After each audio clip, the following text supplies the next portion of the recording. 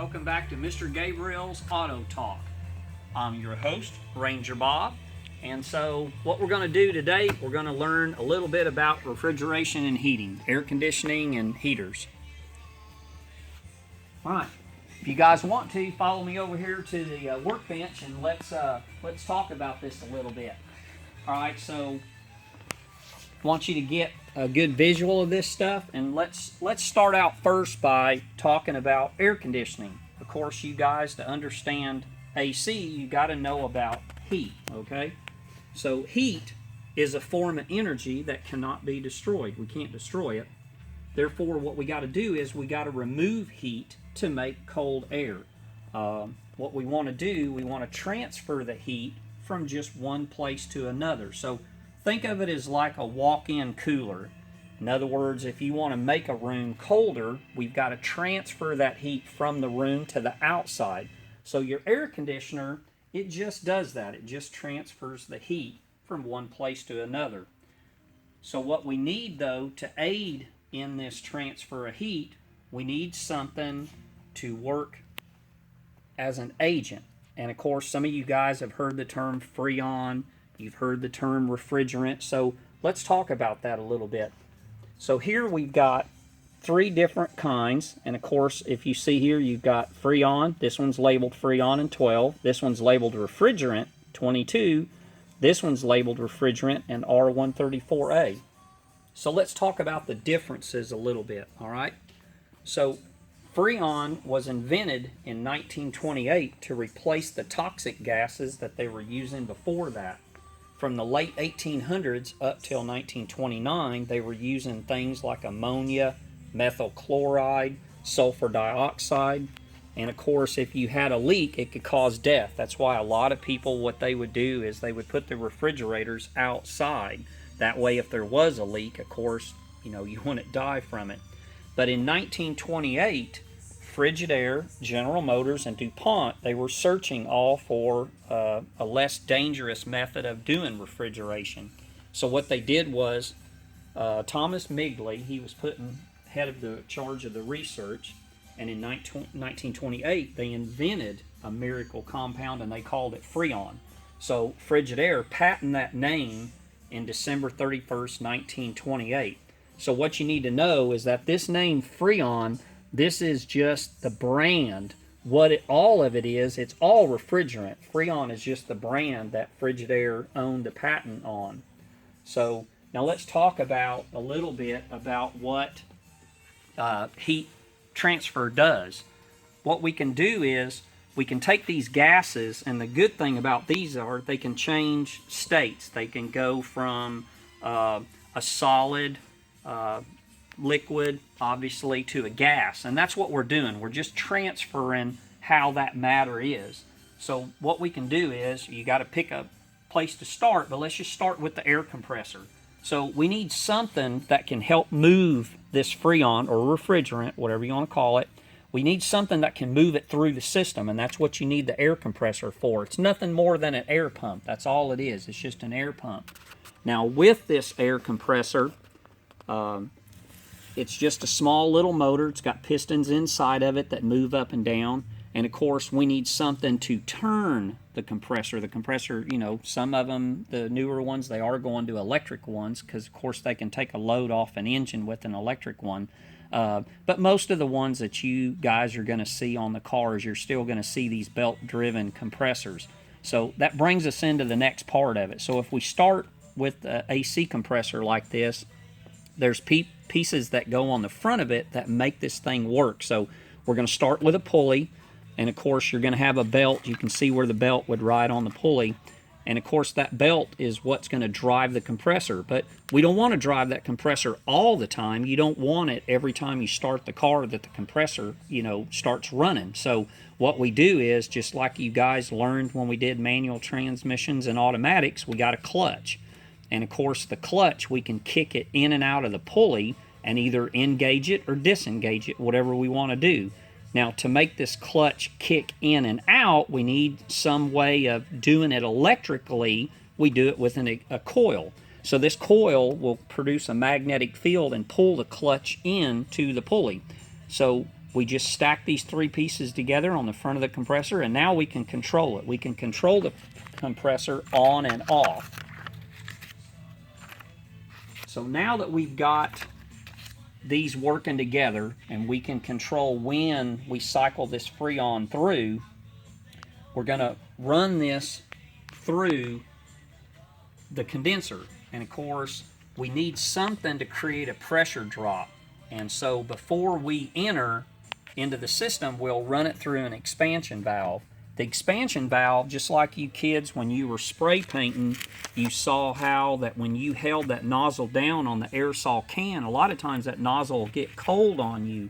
The reason why it gets cold is because you've got that can pressurized. It's pressurized up. And when you push the nozzle, you're releasing the pressure that's in there. And that pressure drop coming through the nozzle is what makes that cold. The air conditioner in your car works the exact same way. This compressor is going to pump it through the expansion valve, and that pressure drop is going to be what is going to make it cold on the other side. Now, once we run the Freon through this expansion valve and we come through, of course, this is an older type of an evaporator. This one was mounted up under the dash. The ones in your modern cars, you're going to have an evaporator, and it is in your dash. It's just not hanging below the dash. It's made inside the dash. But basically, you can see how these lines are set up. If you notice this line coming in here, this expansion valve is still installed on this evaporator. It's the same as this unit. It's just made just a little bit differently. This one actually come out of that 57 Thunderbird that I showed you guys yesterday. But anyway, so our Freon's going to run through here. It's going to have a pressure drop occur right here at the valve. When we create that pressure drop into this evaporator, that evaporator is going to remove the heat. One of the things that you guys need to remember is there's no such thing as cold air. There's no such thing as cold air. There's air less heat. And so that's what we're creating here. So this evaporator is going to pull the heat out of the inside of the car. It's going to absorb that heat into the Freon that's inside the evaporator. Then what we're going to do is we're going to run that back out, and that comes out of this line right here. We're going to run that back out. Now this time around when it runs out, what we're going to do is we're going to take that heat and we're going to run it through some type of a radiator. Just like the radiator that your engine has, we need some type of radiator to expel the heat, and that's where this condenser comes into play.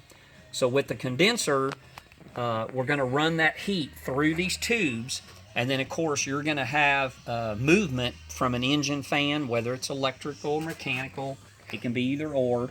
We're going to run air across here, and now we're going to take that heat away from the Freon that's inside the condenser, and of course we're going to expel that heat outside the car. Then what we end up doing is, through our lines, we're going to run this cycle all back through it again. So now we add parts to it. There's more parts added to it. Of course, you're going to have some form of a filter dryer. Some of these dryers are bigger, some of them's taller, some of them have a sight glass you can actually watch the Freon flow through. Matter of fact, a lot of times if you do have a sight glass, that's one way to tell if you're low on Freon or if you have excessive moisture in your system, because you'll actually see tiny foam bubbles, little air bubbles flowing through it. This particular dryer here doesn't have a sight glass, but some do and some don't. If they have a sight glass, that is one way that you can do it. It's actually a little glass eye that you can look in and you can watch the flow of it. But you'll also see that what we do on these lines, we need some type of pipe work or hoses. Of course, we'll use a hose on a car because the engine has to flex. The engine's got to be able to move, and of course you have vibrations, a lot of different conditions that the car has to go through.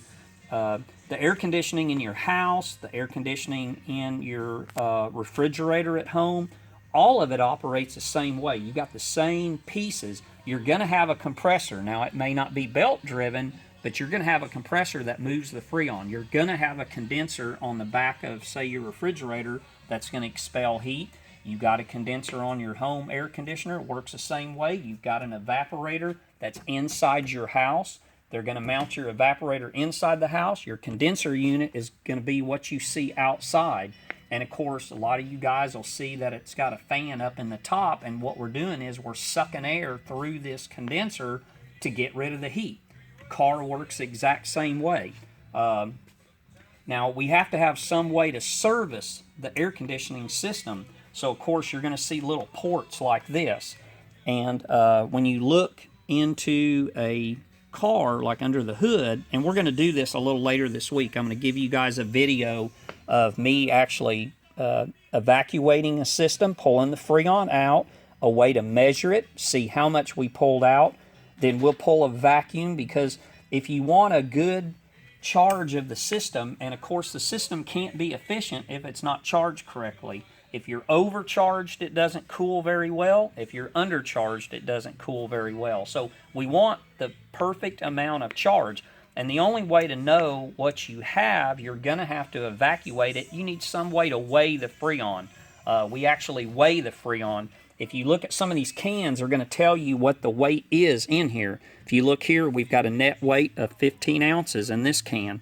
Of course, R22 was a Freon that was used for home stuff, so a lot of this would be your older, not new stuff, but your older home air conditioners. They use this in RVs, campers.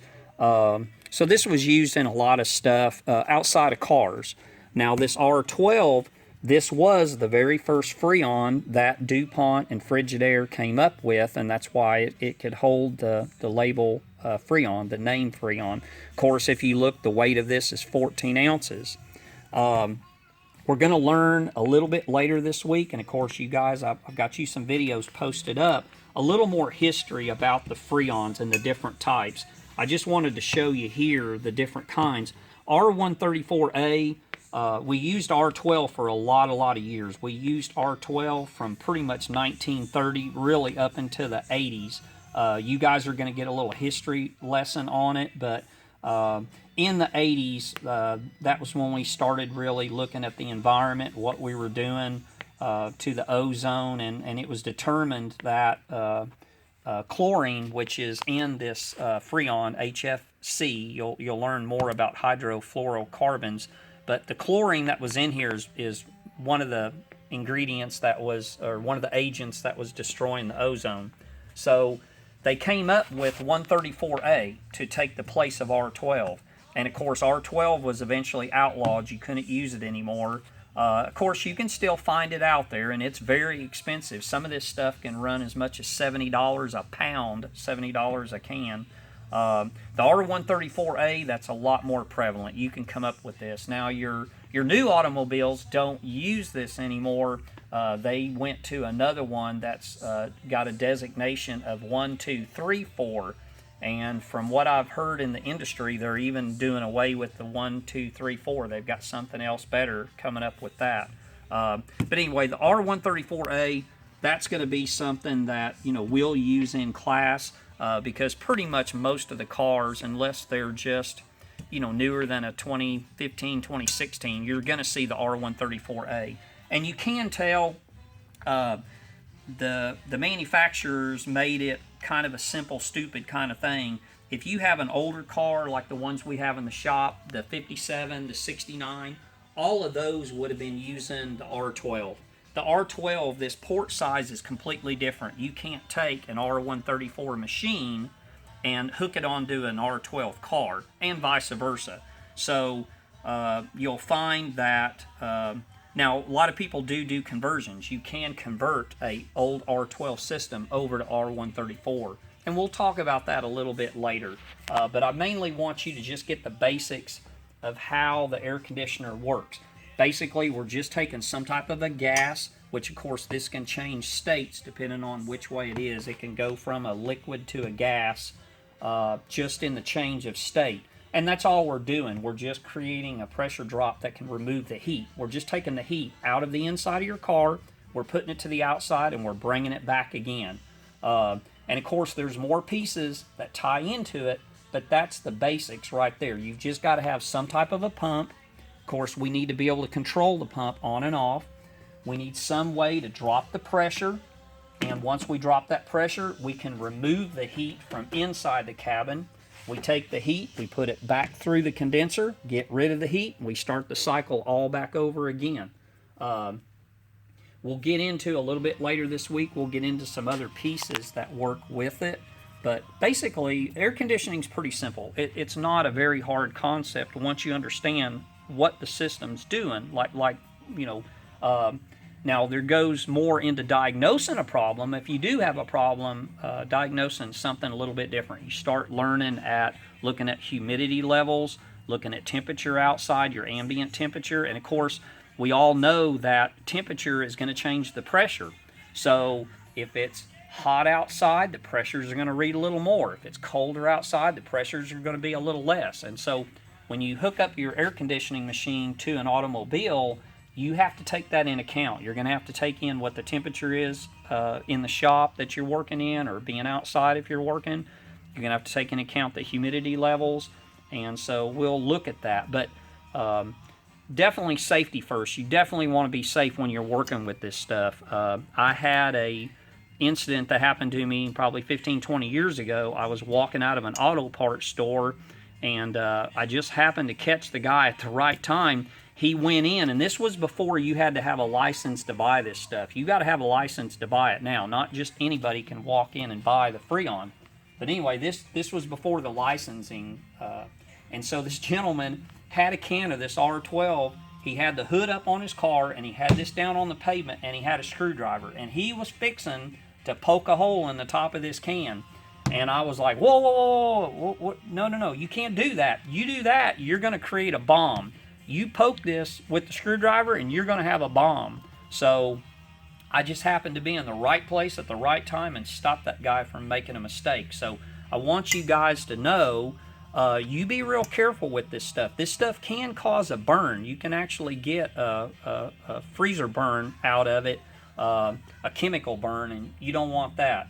And also, the pressures that some of these systems use, they can be high pressure, especially what this compressor is putting out on the other side.